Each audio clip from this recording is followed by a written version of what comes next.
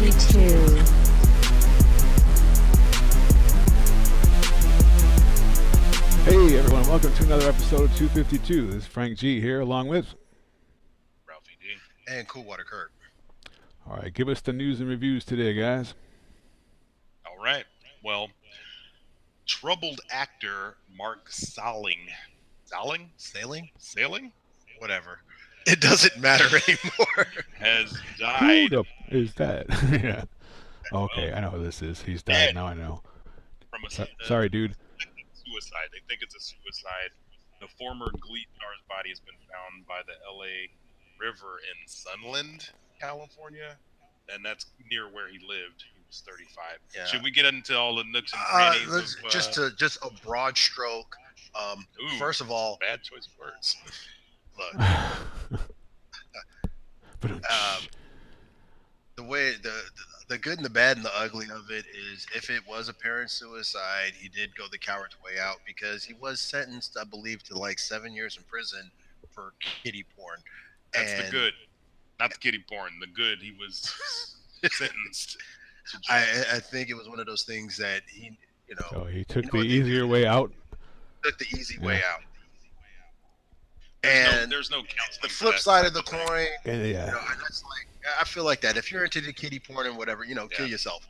The flip side of that Yeah. coin is, if it was foul play, for lack of a better term, then vigilante justice. I mean, Well, sometimes you get it right. Well, And the sometimes the foul play comes as a result of the things that you were doing previously too. So if it was Very true. it could have been to pay back for some other horrible thing that somebody did. So but that's all speculation. I don't know. I don't even know who and- the guy is. I'm sorry, dude. I No didn't watch disrespect to Glee, the dead, but I never saw him. I don't know who he is. The ugly part is that whatever happened to him to put him into, liking the porn. Usually, your clay is formed into that at a young age. And to me, it it's goes even unfortunate. more than that, because if you already had those kind of proclivities, knowing he was on a show like Glee, where you have a lot of tweens and stuff that were into it, how many times that some 10, 11, 12-year-old girl All was right, like, so oh, we God. we can't project And, this. That's anyway. Let's flip off of that nonsense and go to this nonsense. Ronda Rousey agrees to a WWE contract and makes her debut after the Women's Royal Rumble. I don't know about you, but personally, I think this is a great career choice for her. Oh, for sure, definitely. Well, First she and had no foremost, other move. She wasn't gonna come back from that last That last, elbow. yeah, we saw that last fight. She really, really, really looked like she did not want to fight. Yeah. It looked like the one girl that doesn't want it, and the other girl was just beating her ass. I know. It was like that fight that you see on the school ground where it's like, somebody help that girl. Yeah. Just getting their ass beat. But before that time, before those two losses, a Ronda monster. Rousey, she really was. She had the swagger. She had the attitude. Yep. In the world of professional wrestling, they can bring her in as a face. She can definitely do a heel turn at any moment. I would like that. She They has might no be problem. bringing her in as a heel. And I see that too, because I think there's no mistake that they brought her in looking a la Roddy Piper, and she was Rowdy Ronda Rousey. Yeah. But now she's what, Hot Ronda? I don't something know. like that. She was wearing Piper's logo and his old jacket Right. that he got from Adrian Adonis in '86. Well, Adrian the best Adonis, part- pull yourself together. Kind of segueing into He never did. something that's still lightweight connected. WWE chairman Vince McMahon proving that if at first you don't succeed, invest another $100 million and try again. Try again. He's You know what, restarting the though? XFL, baby. Here's the sad thing. This time it's going to work. Because if the first thing is this is where we disrespect you idiots that won't stand for the flag and blah blah. It's going to be all the propaganda that's going to lean towards the McMahon and Trump side of things. That's going to go right to that audience that's currently boycotting the NFL because the players are trying to stand up for their rights.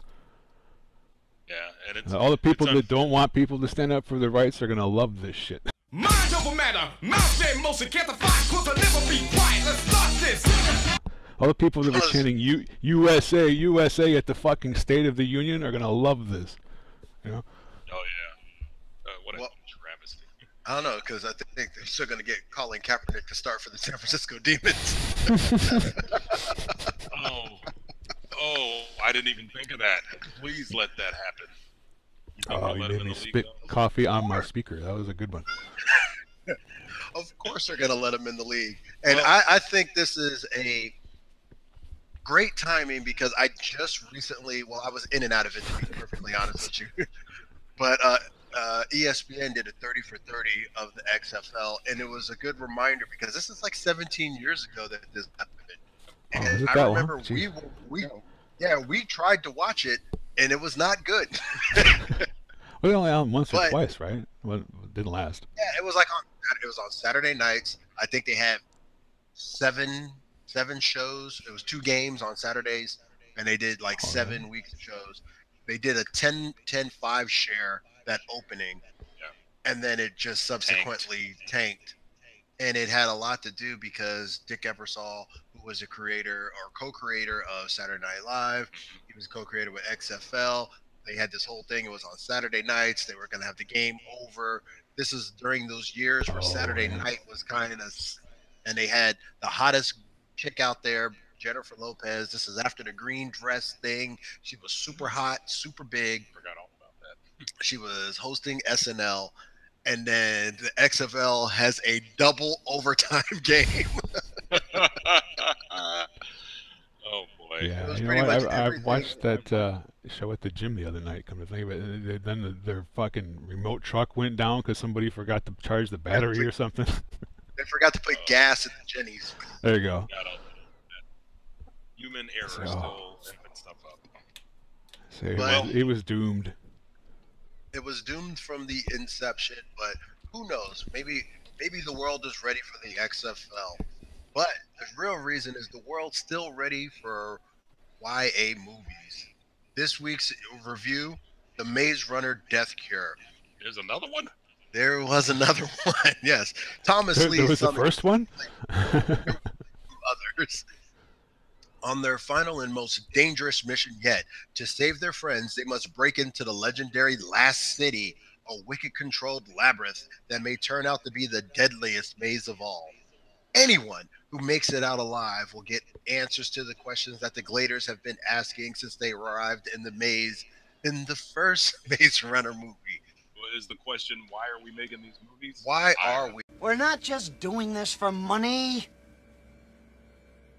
We're doing it for a shitload of money. It's like Never seen it. they're trending down because even though they were #1 at the box office, they didn't hit their projections. Now, These young adult movies, you know, with the Twilights and the Divergence and the those are What was not the other all the one? same movie. Hunger Games. Is that where it started with Twilight? I'm like, when did they start making movies for this specific audience anyway? Because I cannot remember the Harry movies Potter. they made for us in 1985 that are similar. I mean, one or two, but not series and series. Goonies and Gremlins kind of thing, but there was a distinct PG, and then before PG-13 there was R. Our movies were PG, but Jaws was also PG, and that is an intense movie. These Well, YA there movies was don't PG-13 by the time we were 13. And it started in like 85. 1984, the first PG-13 movie I believe It was was Red Dawn Indiana was Jones. first. Indiana Jones originally is PG, but because of that, they decided to make it so that Red Dawn was the first thing that actually received the rating. There you go, Alright. 85. With that being said, So the, I was 11.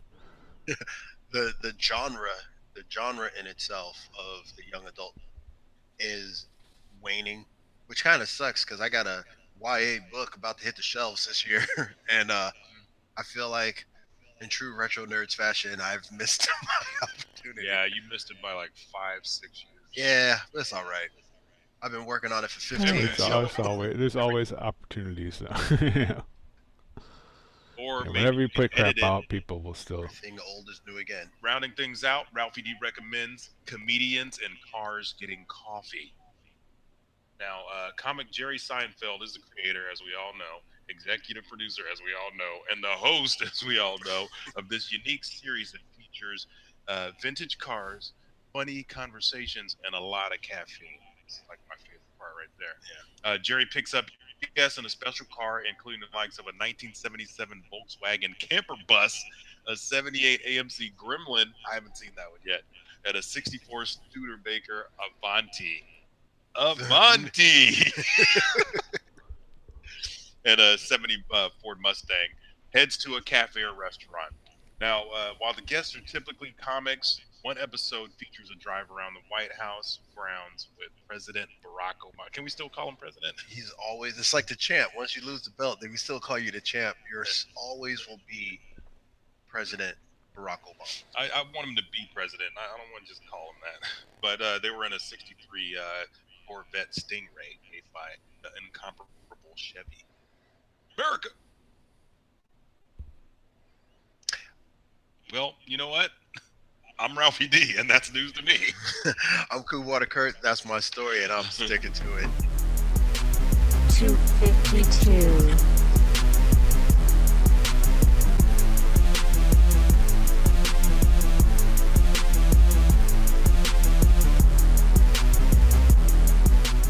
Adonis, pull yourself together.